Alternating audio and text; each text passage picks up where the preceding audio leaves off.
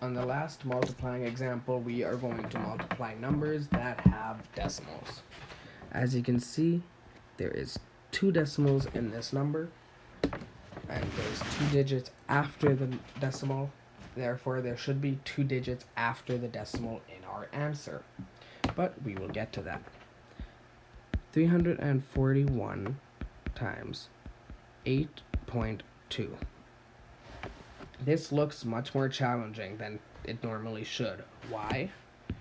Because of these pesky little decimals. How do we make this problem 100 times easier?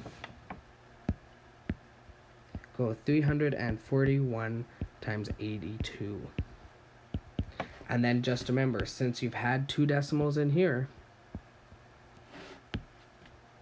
digit 1, digit 2, you need to have 2 digits behind the decimal in your answer. So let's start. 2 times 1, 2 times 4, 2 times 3. So 2 times 1 is 2, 2 times 4 is 8, 2 times 3 is 6. Remember, place value. 8 times 1 is 8. 8 times 4 is 32.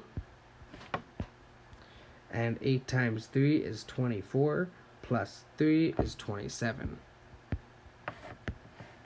Now we add these all up. 2, 16, 7 plus 2 is 9, 7, 2.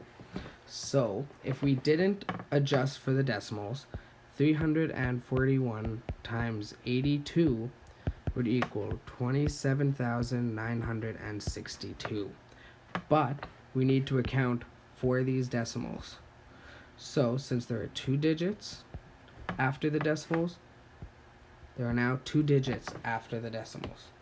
So should equal 279.62.